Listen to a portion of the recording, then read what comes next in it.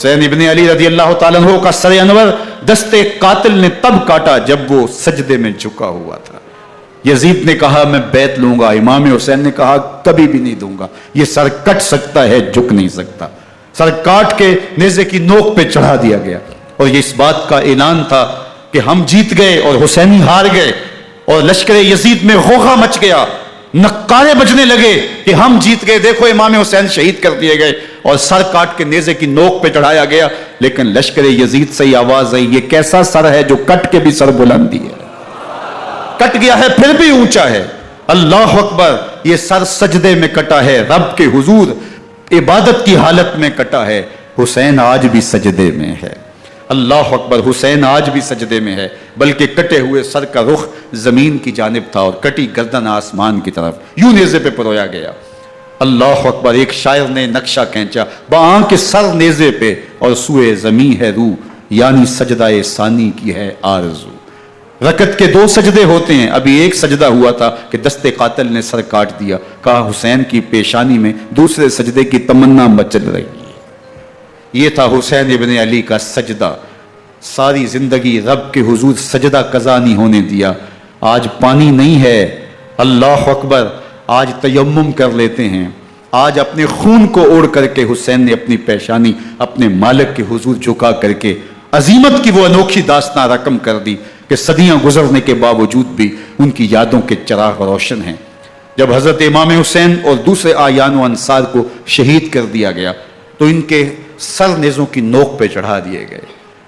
حضرت امام حسین کا کٹا ہوا سر اور باقی 71 افراد کے کٹے ہوئے سر نیزوں کی نوک پہ، اور 10 سواروں کو ابن سعد نے کہا کہ ان کو رون دو، اور گھوڑوں کی ٹاپوں تلے حضرت امام حسین رضی اللہ تعالیٰ عنہ اور ان کے آوان و انصار کو جو ہے وہ روندا گیا، حتیٰ کہ ان کی استخوان مبارک، ان کی ہڈیاں بھی چور چور ہو گئیں۔ روننے سے قبل ان کا لباس اتار لیا، ان کے کپڑے اتار لیے گئے۔ اللہ اکبر، کیسی دردناک گھڑیاں تھیں۔ یزید کا صرف یہی بد کرداری کا مرحلہ نہیں تھا، اس کربلا کے صحرا کے اندر یزید نے جس طرح امام حسین رضی اللہ تعالیٰ عنہ کو شہید کیا اور حضرت امام حسین کے خاندان کو شہید کیا، جب مدینہ المنورہ پر یزید نے مسلم بن عقبہ کو مقرر کیا، جس کو بزرگوں نے مصرب بن عقبہ کہا ہے، تو اس کو کہا 3 دن تک مدینے کا حرم تمہارے لیے حلال ہوگا، جو چاہو تم کرنا، اور شامی فوجوں کو اجازت ہوگی۔ تو وہاں بھی انہوں نے 10,000 تابعین اور 700 صحابہ کو شہید کیا۔ حضرت ابو سعید خدری رضی اللہ تعالیٰ عنہ گھر سے باہر نکلے، کافی بوڑھے ہو چکے تھے، تو انہوں نے حضرت ابو سعید خدری کو پکڑ لیا، کہا تم کون ہو؟ کہا مجھے ابو سعید خدری کہتے ہیں۔ تو کہا ہاں تمہارا نام سنا ہے، اور داڑھی سے پکڑ کے کھینچا اور کہا کہ ہے تمہارے پاس جو ہمیں دو؟ تو کہا کہ میرے پاس تو کچھ بھی نہیں، میں تو فقیر آدمی ہوں۔ تو ان کے گھر ان کو لے گئے، تو 2 کبوتر رکھے تھے حضرت ابو سعید خدری نے، تو وہ کبوتر لوٹ کے لے گئے۔ اللہ اکبر، حضرت ابن سنان رضی اللہ تعالیٰ عنہ کو جو حضور کے علم بردار تھے فتح مکہ کے دن، ان کو ستو پہلے پہ لائے اور پھر ان کی گردن کاٹی گئی اور کہا یہ ہے وہ ستو جو تم زندگی میں آخری بار پیو گے۔ ایک گھر میں داخل ہوئی شامی فوج، تو ایک خاتون کے ابھی بچہ پیدا ہوا تھا، اور قابلہ نے، دائیا نے، وہ بچہ ماں کی چھاتی پہ لٹایا اور وہ ماں کا پہلا دودھ پی رہا تھا۔ تو یہ جا کے کہنے لگے نکالو تمہارے پاس جو کچھ ہے۔ تو اس خاتون نے کہا تم جانتے ہو یہ بچہ کون ہے؟ تو انہوں نے کہا ہم نہیں جانتے۔ کہا یہ حضرت ابن ابی کبشہ انماری رضی اللہ تعالیٰ عنہ کا بچہ ہے، اور یہ وہ صحابی ہیں کہ جو بیت الشجرہ کے موقع پہ حضور کے ہاتھ پہ بیعت کرتے ہیں۔ انہوں نے اس چیز کا لحاظ نہ کیا کہ جو کچھ ہے وہ ہمیں دو ورنہ تیرے بچے کو نہیں چھوڑیں گے۔ تو ماں بچے سے مخاطب ہو کے کہتی ہے، ابھی بچہ پیدا ہوا ہے اور ماں سے پہلا دودھ پی رہا ہے، کہ بیٹے اگر میرے پاس کچھ ہوتا، وہ قیمتی سے قیمتی چیز بھی ہوتی، تیری جان کے لیے قربان کرتی، لیکن اس وقت میرے پاس کچھ ہے نہیں۔ تو ایک شکی آگے بڑھا اور بچے کو ایک ٹانگ سے پکڑ کے کھینچ کے دیوار کے ساتھ پٹخ کے مارا، جس سے دماغ کا بھیجا نکل گیا۔ کیا کیا زیادتیاں نہیں کی۔ 700 صحابہ حرہ کے واقعہ میں شہید کیے یزید نے، اور 10,000 تابعین شہید کیے۔ مسجد نبوی میں ممبر رسول کے ساتھ گھوڑے باندھے، اور وہ ممبر رسول اور مصلی رسول کے قریب لیڈ کرتے رہے۔ حضرت سعید بن المسیب فرماتے ہیں میں نابینا تھا اور حضور کے روضہ انور کے پاس بیٹھا تھا، اور یزید کے سپاہی آتے، جو بھی مسجد میں نظر آتا پکڑ کے لے جاتے۔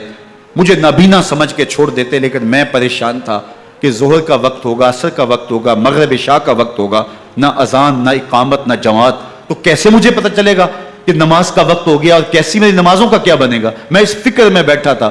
لم ازل اسمع الاذان والاقامت من قبر رسول اللہ صلی اللہ علیہ وآلہ وسلم. فرماتے ہیں جب بھی پھر نماز کا وقت آیا، گنبد خضرا سے اذان کی بھی آواز آئی، اقامت کی بھی آواز آئی. 3 دن تک مسجد نبوی کے اندر گھوڑے بندے رہے اور مدینہ کی حرمت پامال کی. مدینہ کے گھروں کے اندر یہ بدکماش داخل ہوئے اور جو بدکاریاں انہوں نے کی، کلیجہ منہ کو آتا ہے. 1002 شیزائیں ان بدکاروں کی بدکاریوں کی وجہ سے کنواری حالت کے اندر حاملہ ہوئی. 3 دن تک مدینے کا حرم انہوں نے پامال کیا اور پھر مکہ المکرمہ میں کعبۃ اللہ پر گولے برسائے اور کعبہ کا غلاف جل گیا. وہ تو یزید مر گیا اور حضرت عبداللہ ابن زبیر رضی اللہ تعالیٰ عنہ نے اپنی خلافت کا اعلان کیا. یزید کے یہ کرتوت تھے، ادھر اہل مدینہ کو ستایا، ادھر اہل مکہ کو ستایا اور رسول اللہ صلی اللہ علیہ وسلم کے خانوادے کی بے حرمتی اور توہین کی. نہ صرف انہیں قتل کیا گیا، ان کی لاشوں پہ گھوڑے دوڑائے. ابن سعد اور شمر جو ہے وہ خیموں میں داخل ہوا اور مخدرات اسلام کی چادریں چھیننے کی کوشش کی. حضرت زینب سلام اللہ علیہ نے مخاطب ہو کے کہا ہمارے چہرے کے رکھوالے چلے گئے ہیں، ظالم تو خیال نہیں کرتا ہم رسول اللہ کی بیٹیاں ہیں.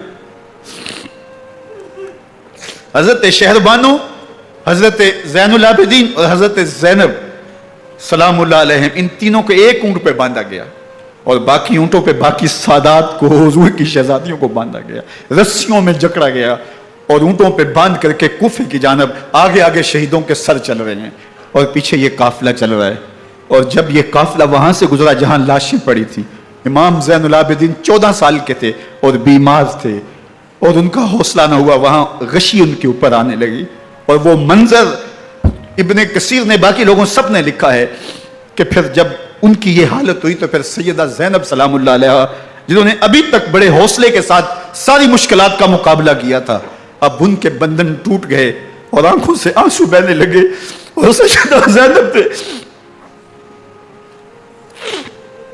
امام حسین رضی اللہ تعالیٰ عنہ کی لاش پہ کھڑے ہو کے، اور وہ روندی ہوئی لاش، ٹوٹی ہوئی ہڈیاں اور وہ بڑا بدن، کٹا ہوا سر نیزے کی نوک پہ اور لاش یہ پڑی ہے.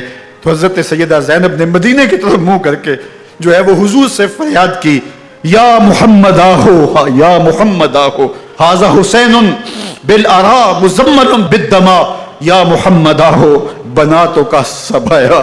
رسول اللہ، اے پیارے آقا، یا جدہ ہو، اے ہمارے نانا محترم، یہ دیکھیے آپ کا حسین پڑا ہوا ہے، بدن سے کپڑے اتار لیے گئے، خاک ہوائیں اڑا رہی ہیں اور اس کے اوپر چادر جو ہے وہ مٹی کی پڑ گئی ہے. حضور آپ کی اولاد کاٹ دی گئی اور پھر کہا بناتوں کا سبایا. حضور دیکھیے آپ کی بیٹیوں کے ہاتھ باندھ دیے گئے ہیں، اونٹوں پہ کس دیا گیا ہے.